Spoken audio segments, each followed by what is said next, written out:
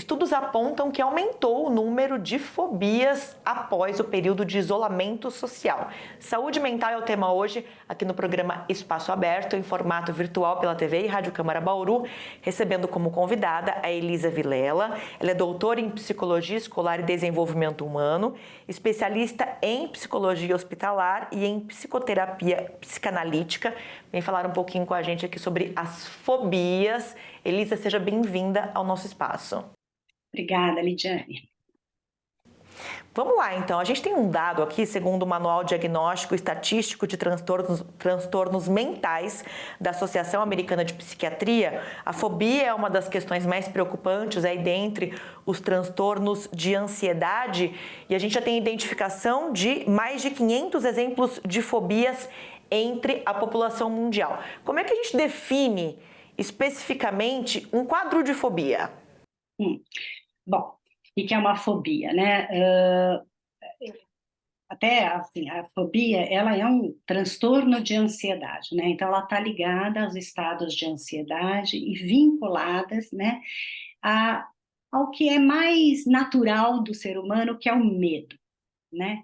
Então, só que a fobia é um estado patológico, é algo, né, que acabou perdendo no curso do desenvolvimento daquele indivíduo a associação a alguma causa, né? Então, uma causa intrapsíquica. Então, tem diversos tipos de fobias, né? E as fobias ficam relacionadas a uma situação ou a um objeto, né, que é um objeto fóbico, que dá medo, do qual a pessoa tem que evitar, escapar, né?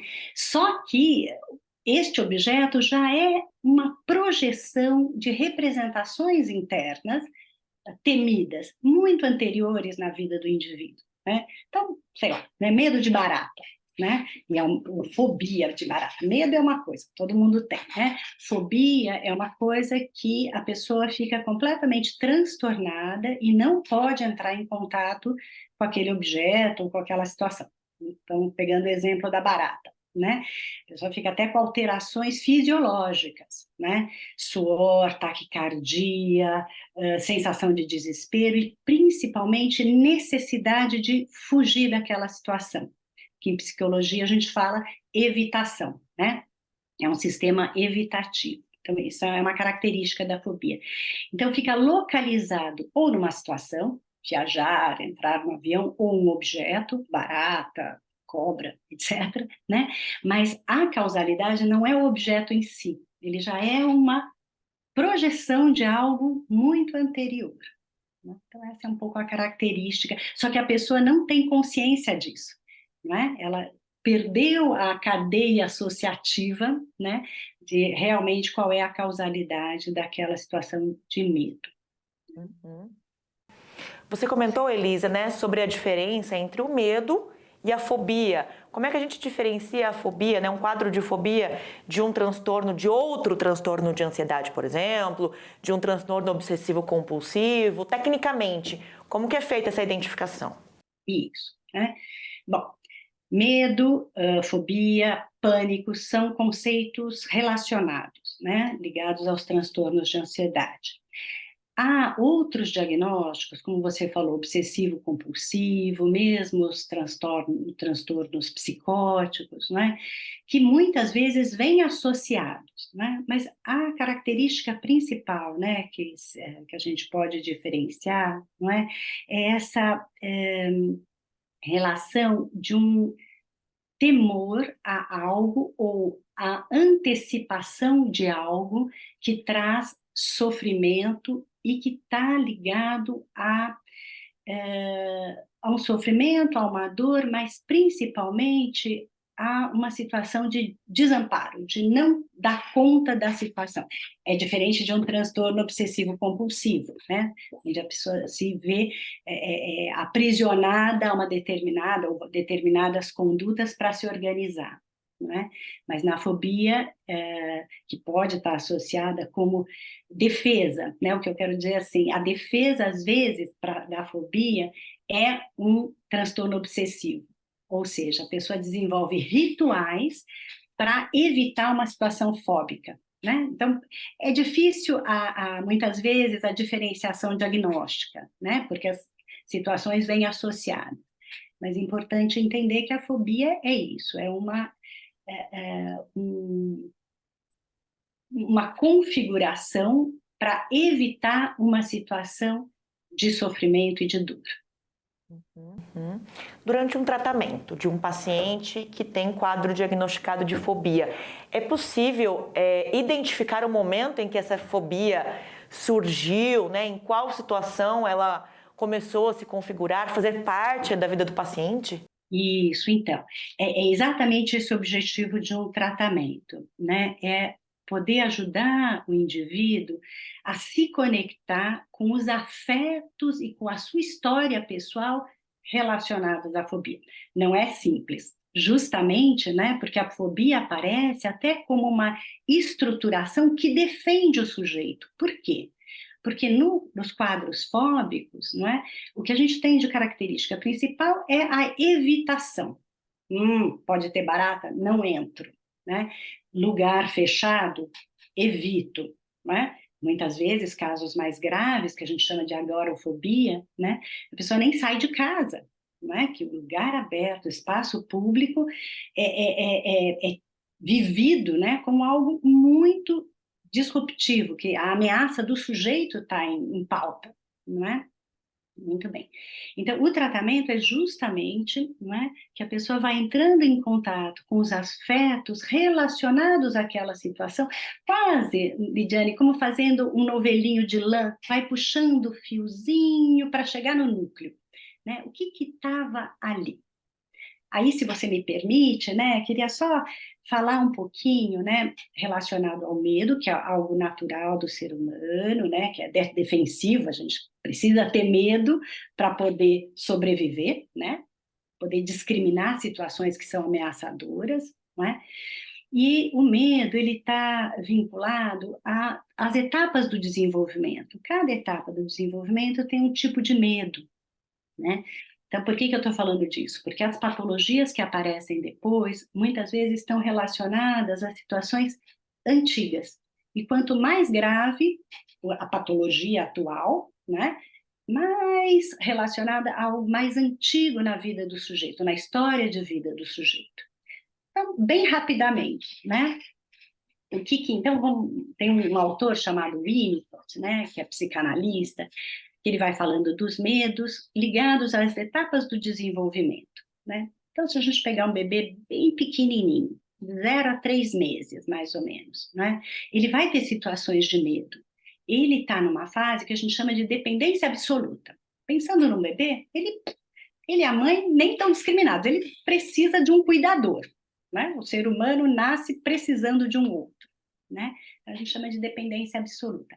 Nesse estágio, o que está em pauta ali? A sobrevivência do bebê, né? Então, os medos, os temores que surgem para aquele bebê estão relacionados à própria existência dele, né? Se ele vai viver ou não vai viver. Né? Então, a figura materna, ou quem faça o seu papel, vai dar essa sustentação, né? Que está ligada à continuidade, né? A uma confiabilidade, que o bebê vá confiando naquele ambiente que é constante, cuidador, que atende às necessidades dele. Muito bem. Aí a gente tem uma questão ligada à sobrevivência, à existência. Mais para frente, a partir dos 4 meses, a criança já começa a poder discriminar um pouquinho mais, né? Quem é ela, quem é a mãe. Ainda não totalmente, isso é um processo, né? Mas já está em pauta aí não só a sobrevivência, mas o estado de unidade, né? De ser um, diferente de um outro, né? Então, os medos dessa fase estão ligados à separação e individuação, ao separar-se. Então, os medos estão muito ligados à segurança, né? Ameaça da sua própria segurança, não mais só a existência, já é algo um pouquinho mais evoluído. Aí a gente encontra as fobias, né? Que é uma ameaça à segurança. Mais para frente a gente vai ter, né, o que a gente chama de independência relativa, que é o bebê já mais discriminado, né? Da mãe e das outras pessoas, e se havendo, né? Com seus próprios sentimentos e as ambivalências, amor, ódio, né? E o que está em pauta ali que a gente chama, né, de temor à castração, que é o seu lugar no mundo, de ser abandonado, né? Então, primeiro, medo ligado à própria subsistência, à existência, depois à segurança e depois o abandono. Todos esses estão ligados, de algum jeito, às fobias, mas principalmente à ameaça à segurança, né? Que está relacionado lá, não no primeiro estágio, mas, né, nesse segundo estágio, bem precoce. E por que uma fobia? Alguns desenvolvem, outros não, por exemplo. Está muito relacionado, obviamente que não é uma causa única, não é culpabilizar a família, a mãe, né? Mas tem muito a ver com alguma falha que ocorreu neste período, nesse segundo período que eu descrevi, precoce da vida do indivíduo, né? Que algo não pôde dar, né? Que a criança construa essa segurança interna. Ela fica muito dependente de um outro. Esse momento de individuação, separação é inseguro, né? Tanto é que a gente vai observar nos indivíduos fóbicos a tendência a se unir a pessoas fortes e ficarem dependentes dela, né? Que tem muito a ver com as relações anteriores. Então, você estava me perguntando do tratamento, né? Obviamente, a pessoa não vai lembrar lá da sua primeira infância, né? Mas vai ajudar ela a conectar os sentimentos relacionados. Medo de barata. O quê? É de se sentir desprotegido, de ser engolfado por uma situação de ameaça. Então, ele vai entrando em contato com a fragilidade dele. E, ao entrar em contato, ele pode falar. Então, pôr em palavras aquilo que, na hora do medo, da fobia, não tem palavra, né? A pessoa é assolada pelo temor, né? Então, essa é a ideia terapêutica, né, da fala, de pôr em palavras e, pondo em palavras, a gente pode elaborar situações, ressignificar situações e, principalmente, se fortalecer. Bom, autoconhecimento, quais são os meus pontos fracos, né? E aí eu vou podendo lidar com eles. Não é simples, mas essa é a ideia. Elisa, quando é que eu percebo que um medo que eu tenho pode ser uma fobia, né? Quais sintomas são sintomas de pânico, esse temor que você comentou, né? São sintomas que se assemelham a um quadro de pânico. E caso eu esteja percebendo alguém nessa situação, como é que eu posso auxiliar a pessoa? Isso. Então, tanto perceber a si próprio como perceber alguém próximo, né? Bom, a si próprio, todo mundo tem medo, não é? Então, medo dos mais variados. Mas, principalmente, o que a gente deve perceber, né? A intensidade deles, não é? Se a minha reação, ou de alguém conhecido próximo a mim, é exagerada, né?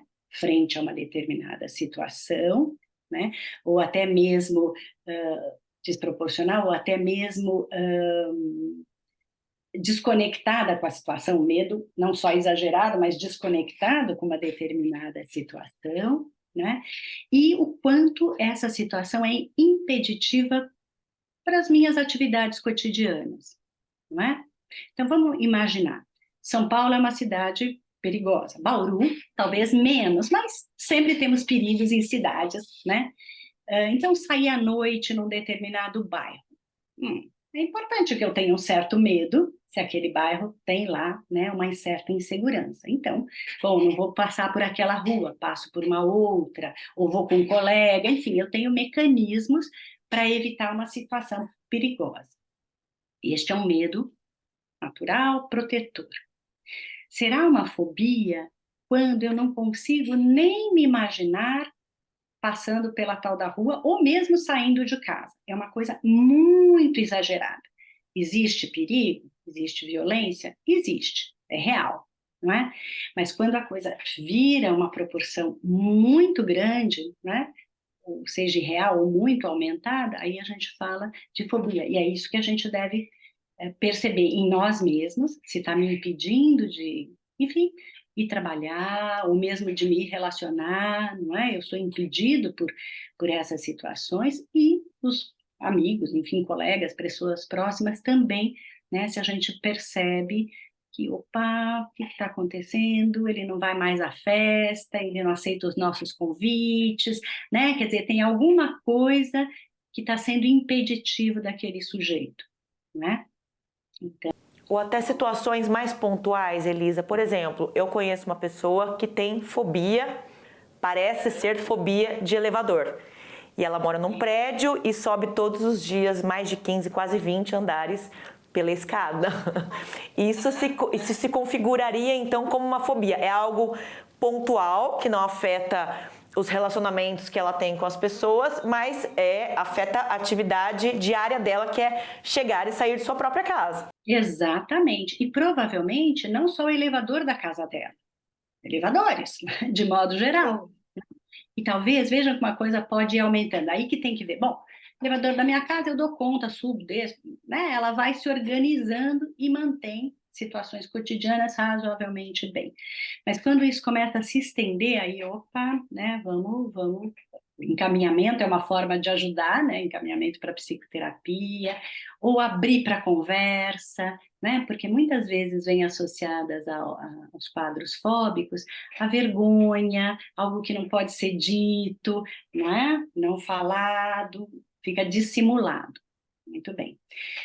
Mas, então, pegando esse exemplo, provavelmente, né, na casa de um amigo também não vai subir o elevador, vai fazer uma viagem que vai ter, sei lá, um elevador, né, para ver algum site interessante e tal, e então vai começando a se estender e ficar mais limitador. E aí que a pessoa tem que ver, opa, o quanto a minha vida está ficando mais restrita em função dessa conduta, né? Porque, Lidiane, assim, a gente fala, bom, fóbico, né? Existem fobias específicas. Aliás, 3 tipos, quer dizer, existem fobias, como você falou, um monte, né? Incontáveis tipos de fobias. A gente pode agrupar em 3 tipos, né? Que seria a agorafobia, esse medo de ir para ambiente público fora, né? Para espaços abertos. As fobias específicas, que é como você falou, elevador, barata, avião, né? Quer dizer, fica bem pontual. O resto eu dou conta de tudo. Aquilo, né? Não, né? E as fobias sociais, né? De um temor de falar, não só falar em público, mas de ir num local que eu não conheço muita gente, não é? Ou mesmo de situações novas. Então, são esses 3 tipos. E o quanto uma fobia de elevador, por exemplo, bem pontual, imagina, eu dou conta, resolvo, tal. Ela pode ir implicando e se estendendo até para uma fobia social. Não vai ter elevador, eu nem quero ver pessoas. Logo, ver pessoas também me causa angústia, sabe? Então, são essas situações que vão se estendendo, né? Não só pela intensidade da fobia, mas pela extensão na vida da pessoa, né? As limitações na vida da pessoa. Aquele sentimento, né, aquilo que se ouve muito falar, né, você tem que enfrentar o seu medo. Então a pessoa tem medo de elevador, não, você tem que se forçar a pegar o elevador. A pessoa tem medo de avião, não, compra uma passagem aérea, toma uma medicação. Isso é algo recomendado? Isso pode agravar um quadro de fobia, Elisa? Perfeito. Olha, sim. Há até condutas terapêuticas disso, né? De ir dessensibilizando, de pondo a pessoa em contato com situações fóbicas graduais, etc.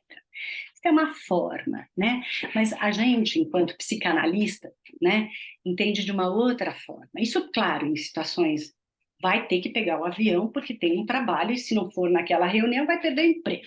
Pronto, toma um remédio e vai. Não dá tempo de fazer um tratamento, né? Muito bem. Mas, enquanto psicanalistas, a gente tem muito mais a ver e essa percepção de que uma fobia, ela revela uma personalidade fóbica, né? Então, como eu estou estruturada, eu tenho uma fragilidade, né? Uma fragilidade de self que me distancia do meu eixo, da segurança, da autoconfiança, né? Então, eu tenho que trabalhar esta autoconfiança. E a fobia e a escolha do objeto fóbico, ela deve passar a não ter mais sentido, né? Uma vez que eu posso, né, entrar em contato comigo e com os meus recursos de segurança. Muito bem. Então, forçar, não, isso não funciona, isso pode até traumatizar ainda mais, não é? Muitas vezes, às vezes, né, com tratamento gradual de dessensibilização, tudo bem, passa a não ter mais medo de elevador, mas aí vai ter medo de barata, né? Se a personalidade é fóbica, né, eu sempre vou estar projetando minha angústia, que eu não consigo dar nome, uma angústia sem nome, eu projeto num objeto, numa situação. E isso, veja, funciona, porque é defensivo. A tua amiga que não pega elevador. Bom, é elevador, fica tudo no elevador. E aí eu tenho a minha vida cotidiana. Mas o que está representando aquele elevador? É algo que tem a ver, né, com uma ameaça a si mesmo, de uma segurança própria, né? Então, é um pouco por aí, né? Então, forçar não. Às vezes, tem situações que a medicação, né, resolve pontualmente, mas ela não é curativa, né? Um ansiolítico, para a pessoa dar conta de algum jeito daquela situação pontual, né? Mas ela tem que fazer uma autoinvestigação, né? E com ajuda profissional, obviamente, para ela se, enfim, se fortalecer, né? Nesse sentido do autoconhecimento e da autossegurança. Uhum. Só para a gente finalizar, Elisa, você comentou sobre essa personalidade fóbica. Um exemplo, a pessoa busca tratamento terapêutico para cuidar, né? Para amenizar os impactos de uma fobia de algo pontual específico, um avião, um elevador, uma barata, como nós mencionamos aqui. E esse medo, essa fobia se transfere para outro objeto. Quer dizer, há diagnóstico, há indício de uma personalidade fóbica. Neste caso, em que há transferência de objetos que causem medo ou fobia, como é feito esse tratamento? Então você tocou num ponto bem importante, né? Que é o seguinte: tem situações, quer dizer, qual é a causa de uma fobia? É multicausal, não é?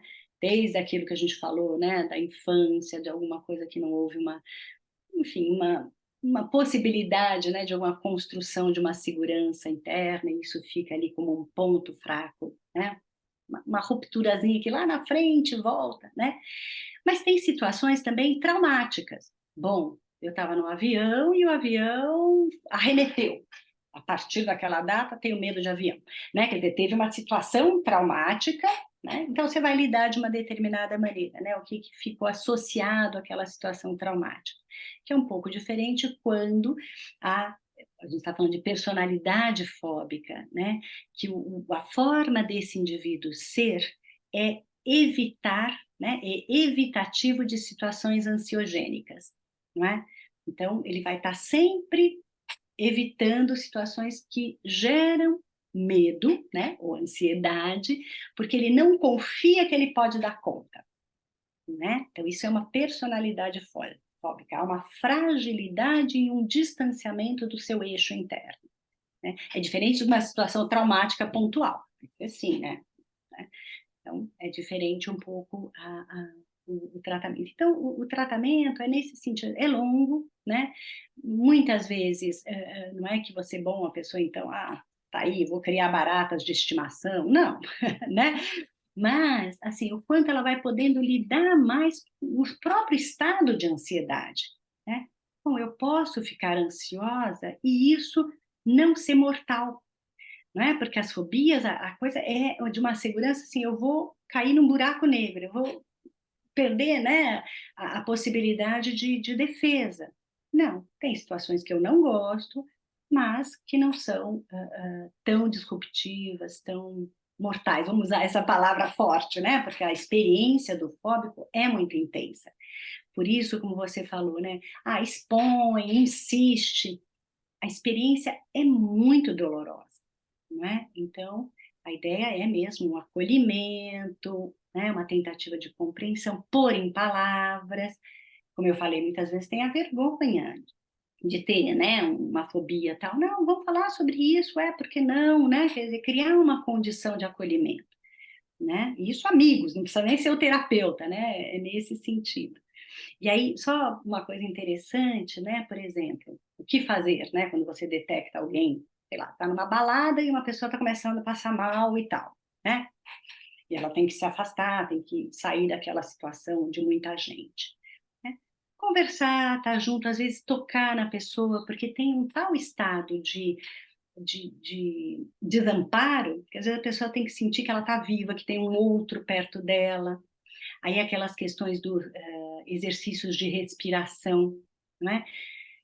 Inspirar, expirar, né? Com calma, pausadamente, isso ajuda a pessoa a parar com a hiperventilação, que é uma das características, né, de uma crise fóbica, aquela coisa, né? Então, respirar devagar.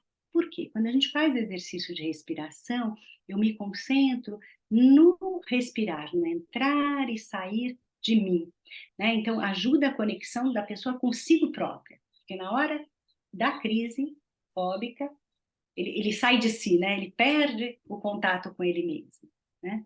Então, isso aproveitando, dizendo, bom, como fazer, né? Quando a gente percebe que alguém está ali em crise. Não tem nada que insistir, não tem nada que forçar, e muito menos não validar, né? Ai, que bobagem ter medo de elevador, até uma criancinha entra, isso é a pior coisa, porque de fato aquele medo é real, ele está deslocado das verdadeiras razões, mas ele ali é real, né? Elisa, muitíssimo obrigada pelos esclarecimentos, pela aula que você deu para a gente hoje aqui, pela generosidade do bate-papo. Obrigada. Espero ter ajudado, tá bom? Obrigada a você. Agradeço você também que nos acompanhou aqui pela TV e Rádio Câmara e lembro que este conteúdo fica disponível para você acessar em qualquer momento pelo nosso canal no YouTube. Procure lá o TV Câmara Bauru. Até a próxima!